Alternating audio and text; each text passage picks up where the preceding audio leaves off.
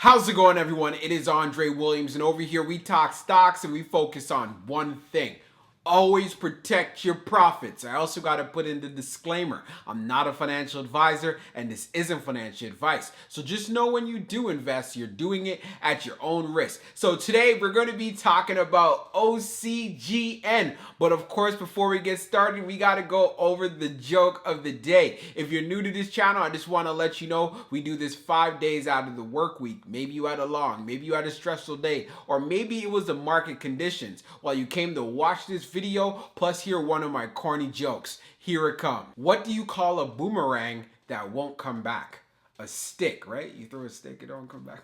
Anyways, what we're going to be talking about today, you guys already know it's OCGN. But before we get started, I have to go over the agenda. If you're new to this channel, I just want to let you know we have timestamps down below in the description. But if you are a shareholder or you're considering to take a position, I suggest you watch this full entire video. So the first thing we're going to be doing is a technical analysis. I've been coming across something very interesting, and OCGN is staying consistent in this area. I feel this is very key to know if you're thinking about getting into a position, or maybe you're in your position already, but you want to make sure you're setting yourself up very well when certain catalysts end up coming through. Then secondly, we're going to be taking a look at the order flow distribution. We want to see what are the inflows and what are the outflows. This will give us a good idea of what the price action can possibly look like on a particular day, but in this case, going into next week. And then when all of that is done, I'll be doing the final thoughts and as well as going over some more details. So let's get into it. So we're going to do a technical analysis for OCGN. So let's see how it performed on the day. So it ended up closing at $6.57, being up 0.46%.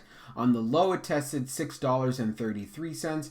Then on the high, testing $6.67. So of course we have the 1 year daily chart that we're going to be using. So let's see how OCGN is lining up with our indicators.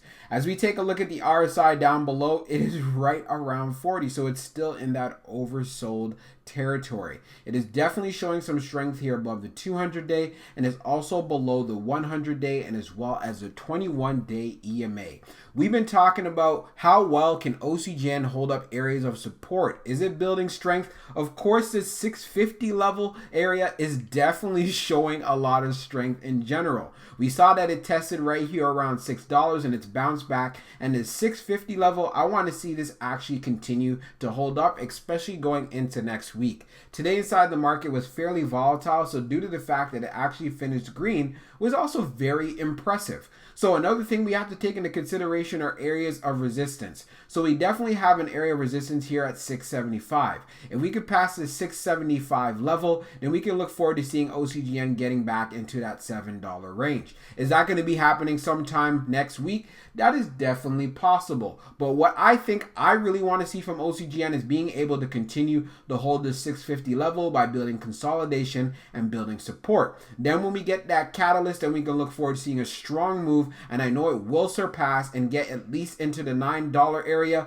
and with more demand and a lot of buying volume, get back into the double digits. So for anyone who is holding, or you're in this position, or maybe you're starting out, things look like they are sort of bottoming out for OCGN, but of course there are risks involved if you are in this play due to the fact that it is speculative in nature. Now let's take a look at the order flow distribution for OCGN. So we could see on the inflow side, we had 29, and on the outflow side, we had 31. So for 29, we had one large order, we had 18 that were medium, and we also had 10 that was small. On the outflow side, we had one that was large, 21 on the medium, and also small, which was 8. When we take a look at the large scale orders in the last 5 days, you can see from June the 15th and on, the inflows were definitely looking fairly solid, being most significant on the 15th and as well as the 17th. So this is part of the reasons why we are seeing some consistent price action from OCGN. And it gives us a lot to look forward to, especially when those catalysts end up coming through, as you know, as we get closer to the end of the month and as well as going into July. So we'll continue to keep an eye on the price and as well as the order flow, because I feel this is very key and is important for anyone who is a shareholder. So now let's get into the final thoughts. So for my final thoughts for OCGN, it was definitely great seeing the price action that we saw today. A lot of stocks were down, but it was able to maintain a lot of strength in that area of support that it seems to be building up at around $6.50.